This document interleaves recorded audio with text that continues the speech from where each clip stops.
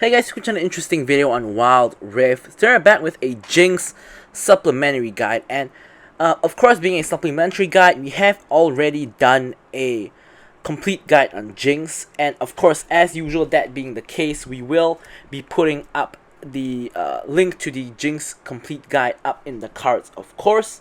So let's get straight into the new so-called new build. So something to note is that I did actually briefly cover this build in the Jinx complete guide, but I said that I didn't like it as much, and I instead preferred to go for the Blade of the Rune King. So now, as time has passed, the Blade of the Rune King build has been getting worse and worse, and this build has been getting better and better, and pretty much everybody goes for this build now. Now I'll discuss some of the differences. So firstly is when you go for Blade of the Rune King into Infinity Edge into Runan's Hurricane, normally you want to go for another crit item after that, like the Phantom Dancer or the Rapid Fire Cannon, like in this build. So that means that you won't actually have a space for either your Guardian Angel, or you won't have a space for your Moral Reminder, both of which is sort of a problem because you kind of want both of them. So this build kind of solves that problem. But this build kind of has its own problem where when you have built your Infinity Edge and you have yet to complete your Runan's Hurricane, you can really feel that your attack speed is pretty slow. Unless you manage to fully stack your minigun's attack speed, then you can get a decent amount of attack speed. But if not, your attack speed is pretty slow, especially when you're in the rocket launcher form. You can feel that the attack speed is really slow.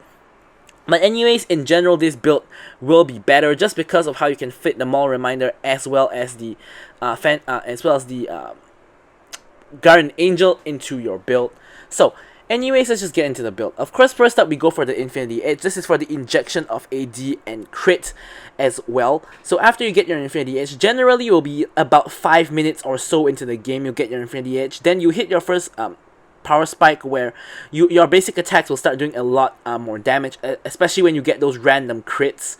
Then I like to go for the Gluttonous Greaves next.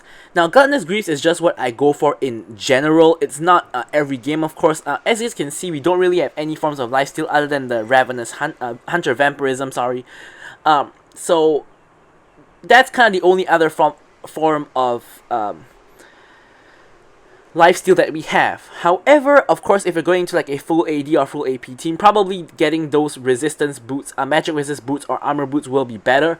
So this is sort of situational, but generally 90% of games you will be going for the Gluttonous Greaves. Then afterwards, you will go for the Runan's Hurricane. This is of course for the attack speed, the crit, as well as spreading out your attacks even on your minigun form. Generally, this is just a core item on Jinx. It's always built after your Infinity Edge. Then as your third item, I like to go for the Phantom Dancer just for more crit, more attack speed, as well as that defensive capabilities when you drop below a certain amount of health. And then lastly, of course, we go for the Moral Reminder into the Guardian Angel, of course for the armor penetration, the grievous wounds, as well as the survivability, the revive on the Guardian Angel. And normally I like to pick up my boot enchant after my Runan's Hurricane, or if I don't really need it, after my Phantom Dancer, which is normally going to be Zhonya's Hourglass, aka Stasis. Of course, sometimes you can opt into the Quicksilver as well if you're against a very heavy CC team that you can QSS. So two things I want to address about the build pretty briefly. First up is the Phantom Dancer can be exchanged with another crit item like the Static Shiv or the Rapid Fire Cannon if you so choose. Basically, normally I like to choose between Phantom Dancer and Rapid Fire Cannon. I do go for Rapid Fire Cannon sometimes because Jinx's range is pretty good, at least compared to the pool of marksmen in Wild Rift. So sometimes you do want to go for the Rapid Fire Cannon just to get off like that one auto attack, especially during the neutral game where everybody's just walking around. You can sometimes get off that one auto attack, which can, of course, make a difference overall, especially when you're, that is already your third item, so your basic attacks will already be hurting. So, other than that, something else I want to address is the why Solari Charge Blade isn't here. So Solari Charge Blade generally is like more or less the best marksman item, but Jinx just cannot use the Solari Charge Blade properly. Her W cooldown is pretty long. You wouldn't want to just trap to proc Solari Charge Blade, and the only ability she can really spam is her Q, which is her gun, switching her guns.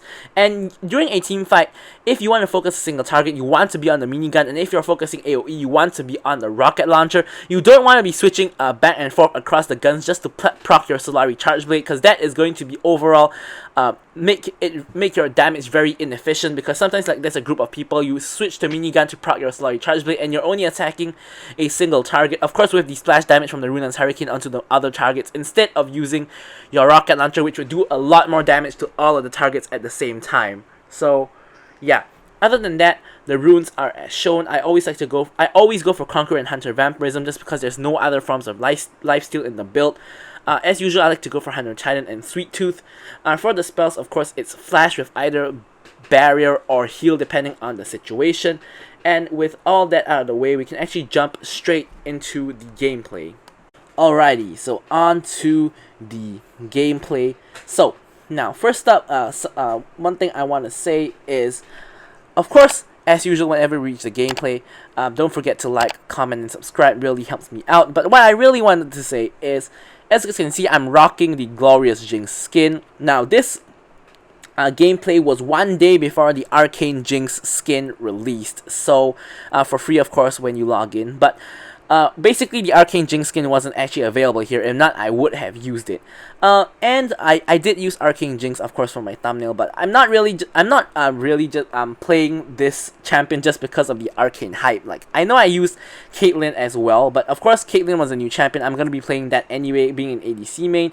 And really, in this matchup, the enemy bot lane was already revealed before us, which was going to be a Vayne and a Blitzcrank. Other than that, the team had already revealed the Graves, Evelyn, yeah, all the champions aside from the Aurelion Sol was already revealed. So what I realized is that they have a very low range team. Blitzcrank has no range, Vayne's range is very low, Graves' range is very low as well, and Evelyn is pretty much melee. Of course, she is an assassin who can pretty much one-shot any ADC, so that is not...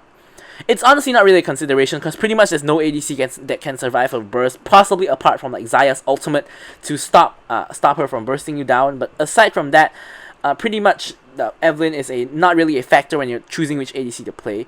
So basically what I'm really trying to say is, I wanted to have a long range AD carry to poke out the Blitzcrank and the Jinx and take advantage of their lack of range. So I didn't really want to play Varus this game because I just had a pretty bad Varus game the previous game, so I decided to play Jinx instead, where I can use my rocket form to, of course, deal damage to them. Of course, we know that Jinx is not the best marksman in the meta now. Probably she's like A or B tier at best. Definitely not S tier. Probably not even A tier. I would say she's probably like B tier or C tier actually.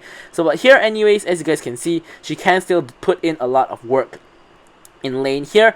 Unfortunately, I could not manage to save my Nami, but I did pick up a very nice double kill. Technically, it's not a double kill, it's a kill and an assist in the early game. And if Jinx gets a hit in the early game, the enemy team is gonna be in a little bit of trouble, because Jinx's early game is, I wouldn't say it's very, very weak, because if you play Jinx properly in the early game, like how if you play Vayne properly in the early game, it really isn't like that weak, because you can use your rocket launcher to sort of poke enemies out, especially in these sort of lanes where the enemy has very low range. So she really isn't that weak against a proper lane opponent. Of course, she's very weak if she can't take advantage of poking with her second ability and as well as her rocket launcher.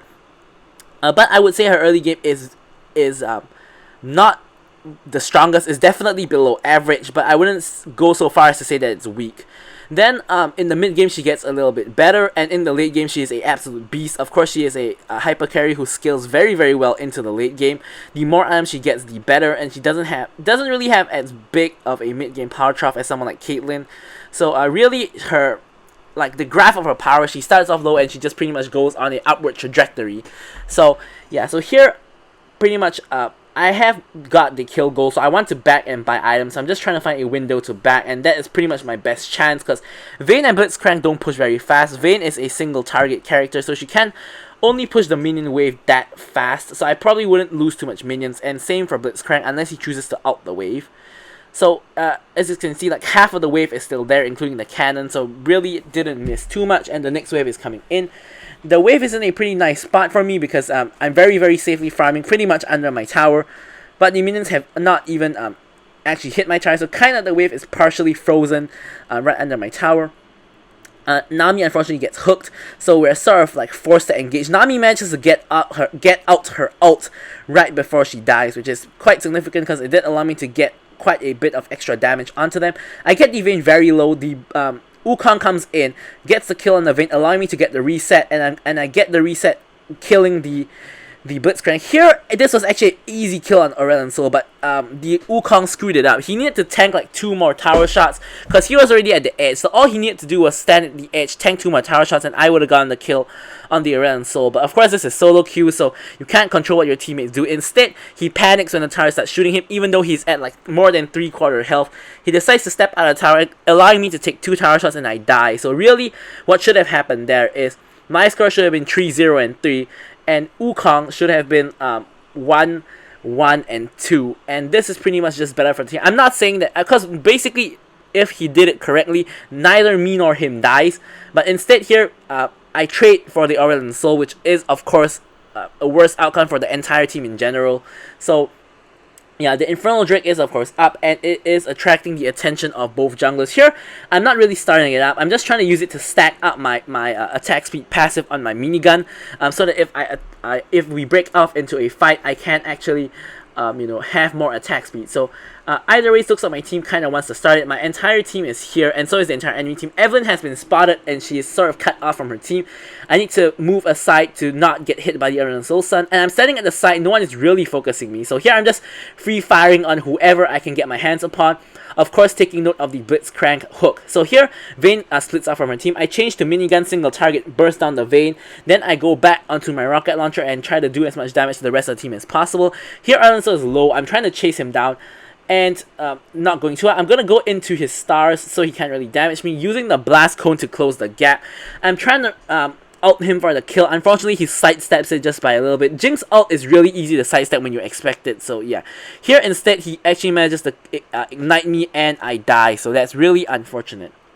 So really, the best use of the Jinx ult is when Jinx is like out of sight and far away, and you shoot your Jinx ult, especially if the enemies are caught up in the fight, and if they get hit, they either die or they take a significant chunk of damage, allowing your team to win the fight. But if you yourself is kind of in the fight with them and they're running away, they know that they know that you have your ult, and they've just been finding a Jinx, and in the back of their mind they'll be like, oh yeah, that's the Jinx ult. So very likely they will, when they're walking away, they will be ready to sidestep your Jinx ult, which is not really the fastest moving projectile. So yeah, this is just something to take note of.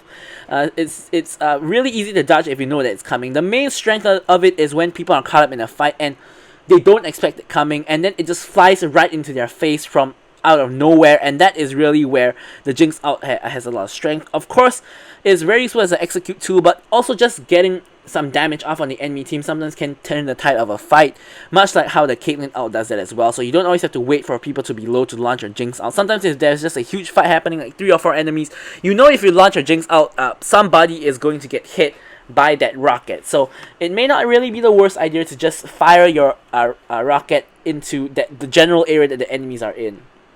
So here, it appears that all of the enemies are in our bot side jungle, the Aurelion Sol, the Evelyn, the Blitzcrank, and you can see the Vayne in the bot lane.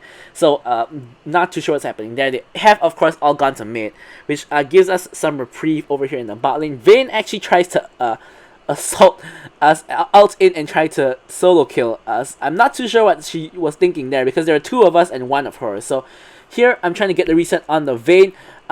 She dies right before the rocket hits, so no reset from me. Here, I'm trying to get the reset on the Blitzcrank. He sidesteps the W, and the auto attack flies a little bit too slow, and I don't get the reset yet again, which sometimes is really frustrating as a Jinx. Like, all you need to do is get an assist. So here, I don't care. I'm tanking the tower shot so I can get the reset off the tower. But of course, nothing really comes of it, just because how really there isn't anything to do. Here, of course, I can do more damage to the second tower, get 2 more plates, and we were actually trying to force the tower, but Vayne shows up, and I accidentally tank a tower shot and decide to just give up on it. Blitzcrank flash hooks, not too bad play from him. I flash out, and Vayne helps me out with the condemn, which pushes me further away, and we get out scot-free. Now, something to take note in this match is that actually after my Infinity Edge, I have actually picked up a stasis, and that is the reason why I just got instantly bursted by Evelyn. I did not react in time with my stasis, so I die. But the Evelyn is a huge threat to my life. Probably the biggest threat aside from me is just straight up getting hooked by Blitzcrank. But Evelyn, yeah, she has just picked up her death cap, as you guys can see. She is a big threat to me, so I got to pick up the stasis just so I can have a better chance against her. Like, her burst is fast, but it's not like 1 second kind of burst. She does take some time. Of course, in the late stages of the game, she just ult and I'm just dead. But in the current state of the game, she can't instantly burst me as of yet. So, stasis will still do a lot for me, and in general, it's just a good enchant. Here, I've actually revived. I'm just gonna show the fight happening because there's no point in watching me walk to lane. But anyways, as the entire team is kind of distracted at the top lane, I'll be doing the most logical move, which is pushing the bot lane. The problem here is that the dragon is up, so this is sort of a little bit dangerous because, as you can see, Evelyn is over here. I'm going to put the traps there so she cannot actually get onto me here. I barrier, and I have my stasis at the ready. I instead get the kill on the Evelyn, but I know I'm going to die to the Vayne. Here I stasis to try to buy time for somebody, anybody to save me. Twist of Fate TP's in to try to save me, but he does it way too slow. Wukong can't reach the fight in time, so he's way too slow as well. So basically, I just die. Unfortunately, my team were trying to help, but they couldn't get to me in time. So either ways, it's still a relatively good outcome for our team because they do manage to clean up the fight, and it looks like we'll be getting the Cloud Dragon. Of course, the Evelyn is still alive. That's something to take note of. But Vayne and Orenso, which is their two main damage dealers, are dead. So here it's sort of like a fight for the dragon. They don't have a smite, or at least Evelyn isn't there. So here is my rocket from downtown trying to help them out, and it does do significant damage to the Graves, but doesn't look like it will result in a kill on the Graves. Instead, my team is actually running for the hills. Camille picks up the fruit but then dies afterwards. Wukong with the clone, and I put a trap there, probably saving his life, I would say.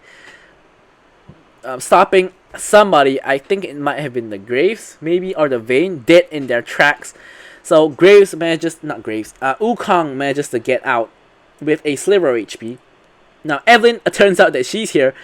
We know that I win 1v1s against the Evelyn, and I have Nami by my side, so she wisely decides to slink her off back into the darkness. And yeah, I've nearly completed my Rune's Hurricane, and that's really what I'm going for. There I popped the fruit, just letting Nami get it so I can get the gold. Now something to note is that when you got the Sweet Tooth, sort of like any fruit you pass by, you kind of want to pop it just for the gold, even if you're at like full health. Of course, unless somebody else nearby needs the fruit for the health, then you just wait for them to pop it and then you take it. Here, I'm trying to just force the tower. I tank a couple of tower shots to force the tower, and of course I get my passive, which allows me to clear another wave. As you can see, the lifesteal from the Hunter Vampirism and as well as the Gluttonous Greaves is putting in a lot of work. It's not the most lifesteal, like we don't have a Bloodthirst or anything, which I should have mentioned is another option you can have as like your last item instead of going for a Guardian Angel. But I really don't like it. So here I'm trying to rocket the Blitzcrank, I think, but I don't know if I did hit him because I did get the reset. So the fight is happening in top lane. I don't think I'm going to make it there in time, so instead I'm just going to go take the red buff. Turns out that might have been a mistake because it appears that the fight is still ongoing, and Nami actually more or less manages to... Actually, she doesn't manage to reach there. Maybe it wasn't so much of a mistake. So I think that what I did was fine. We couldn't reach the play in time, so but I might as well do something else on the map, picking up the red buff and clearing the mid wave. So of course the mid lane tower is very low, but it's very dangerous to push the mid lane tower. Instead, I'm actually trying to do some counter jungling. Like, I'm checking to see if their buff is there. Their buff isn't there, so no counter jungling to be had. So instead, I'm just gonna pick up whatever farm I can find, which it does of course include the Raptor camp. And you know, we're not gonna do anything reckless because the entirety of our team is down. And here I have already picked up my 2 core items, which is the Rune's Hurricane and the Infinity Edge. So we're at a decently good spot at the moment. Of course, we'll be even better when we get our 3rd crit item. But now, I'm ready and willing to fight. Of course, I won't be standing in the front. I will be having people stand in front of me. I'm ready and willing to fight as long as my team is ready and willing to fight. So, it seems that there's kind of like a hover, like a fight's gonna break out. So we're just seeing what's happening. Nami wave hits nobody, but Blitzcrank does get split up. Wukong ult does hit a bunch of people. Evelyn from behind gets off the assassination on me. Now I got to be honest here. I screwed up this fight because I didn't actually see the Evelyn flanking, and she took like a good 2 to 3 seconds to kill me there. But I was just focusing on trying to get off all my damage on the 3 people there, which is I believe the Aurelian Soul, the Vayne, as well as the Blitzcrank. I think I was just trying to get off all my damage there, and I really didn't actually notice that Evelyn was on top of me, which is a problem I have on Jinx quite often, which is that I'm just focusing on hitting people with my rockets and just trying to kill them, and I don't actually notice that there's an enemy standing right on top of my head trying to kill me. Not the first time I've made that mistake, probably won't be the last, but thankfully it only happens like once this game, which is bad enough because that could be like a game losing play. But anyways, okay, it's I guess it's fine, not really, but it's happened, so yeah. So didn't Zhonya's just because I simply didn't notice she was there. By the time I noticed, I was already 1 HP, not too much of a point here. Using my ult just for the damage. Nice Nami ult and bubble to catch the Aurelian Soul. Here I'm going to flash over the wall because I know I can get the kill. And it's a shutdown as well, so that's a huge injection of gold. Twisted Fate ult actually reveals Evelyn, which is why Twisted Fate sort of counters Evelyn if he uses his ult for the vision properly. Evelyn actually attempts to go on me, and she does. But we know that I'll be fine because I still have my stasis and my team is here to back me up.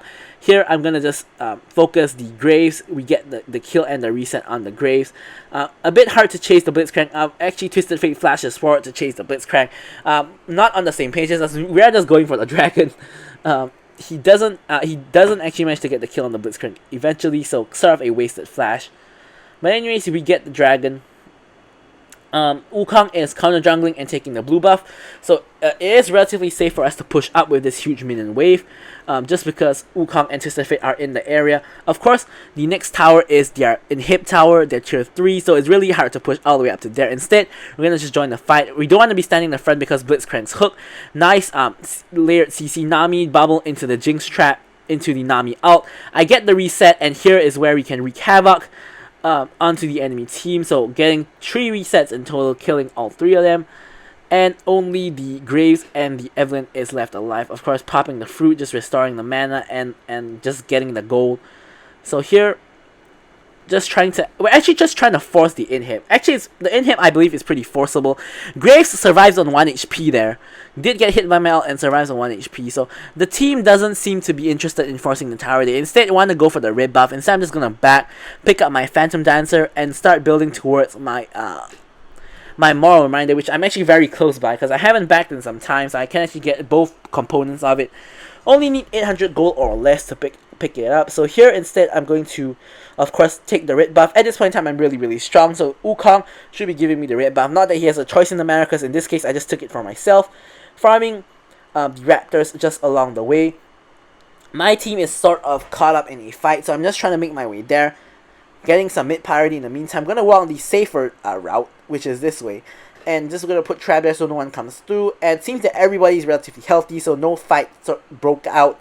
So just everybody was around the same area. Now the fight's breaking up. I'm a little bit far away, so I'm going to have to get into position. Evelyn gets exhausted by Nanami. And it's turning into a bad fight for us pretty quickly.